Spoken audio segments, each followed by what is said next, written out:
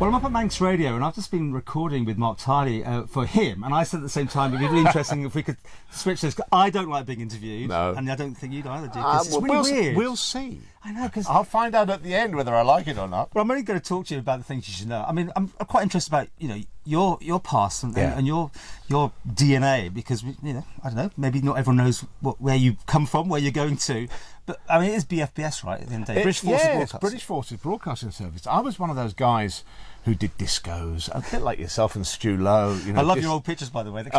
Gosh, they were great fun. Then college discos and hospital radio. And I wanted to be a rock star, like a lot of lads in the 70s and 60s. You play? I do play. I do play guitar, and I played drums and bass. And my dad was a musician at the end of the war. He was a musician. I might touch on that a bit later, because he had a dance band in the Midlands. Yeah. Anyway, a friend of mine rolled up to the studios where I was playing guitar for somebody and said, "Oh, look, my dad sent us this. BFBS want presenters." I said, "What's that?" He said, "British Forces Broadcasting Service." I said, "Oh, okay." Well, anyway, he didn't want to do it. I thought it might be interesting and applied. How old? I'd have been 22 or something. Lovely. And got rejected out of hand. Oh.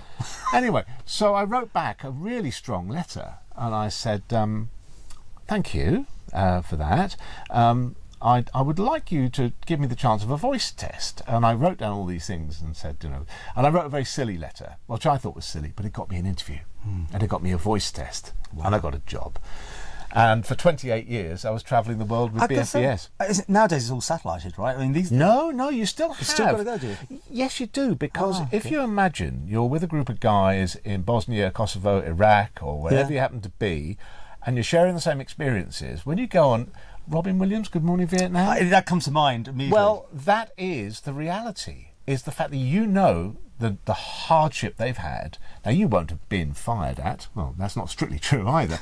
But you will have experienced some of the things they've experienced. And when you go on the breakfast show and say, "All right, guys, I heard what happened yesterday. Look, see you down at the so-and-so tonight. Be in the Navy at 6:30. We've got this, that and the other. Have a pub quiz."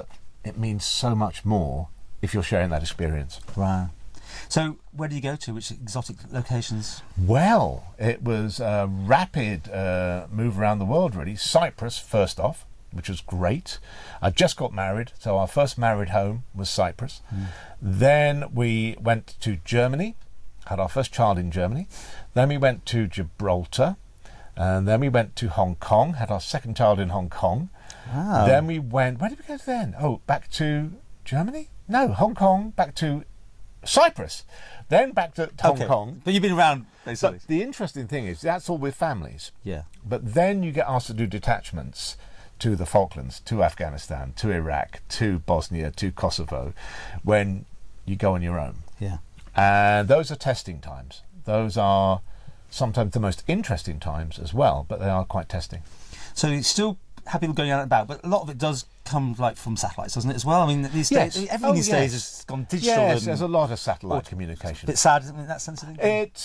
It's quite good in the sense that you have access to really good presenters who can be shared around the world. It wasn't all roses. I mean, there were some terrible presenters because we needed so many of them.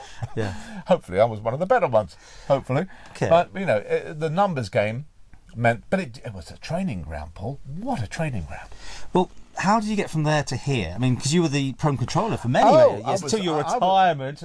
Your nose retired. He's still on the air. I know. I came over here as a director of the company for about 9-10 years. What had happened was I wrote the redundancy campaign, massive reduction in BFBS, and they got sacked. So having done all the redundancy, it was pretty much like that. Yeah. 28 years. Oh, I've done all the redundancy, but by the way, you can go as well, and loads of other people. And it was brutal.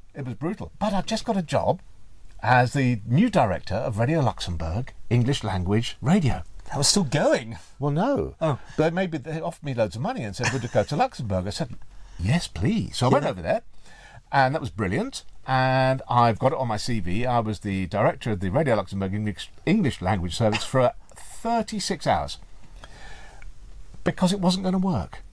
Radio Luxembourg, and you're old enough to know, 208 and all that. It was magical because nobody else was doing it. Radio Caroline, I'm sorry, it was magical back in the day because nobody else was doing it. I can get 1,000 radio stations probably on this watch playing the music I want, So why would I listen to Radio Luxembourg, English language service, and now? on AM fading in and out and all that? And they didn't even have a frequency, Paul. Oh, God. So it was going to be internet only. Oh, I see. A complete relaunch of A brand new. And I said, look, this is so flattering. I just always loved you. I'd love to do it, but I can't. Sat in Gatwick thinking, well, that's good. I no longer work for BFBS, and I no longer work for Radio Luxembourg. Phone rings. Somebody says, we look there. It was a dear old friend of mine, Andy Arnold, who used to help on the religious programming here, passed away only a year after I got here. He said, they're looking for a programme director at Manx Radio, Isle of Man. I'd never even been to the Isle of Man. Oh, wow. I'd flown over it because I had some radio station I was looking after in Ireland, so I knew where it was, down there, outside the airplane. Came over, got the job, and I thought, well, this will be all right for a year or two. This is great. Well, I got the bug. Fell in love with the island. We'll take a break on this. We'll have more in part 2.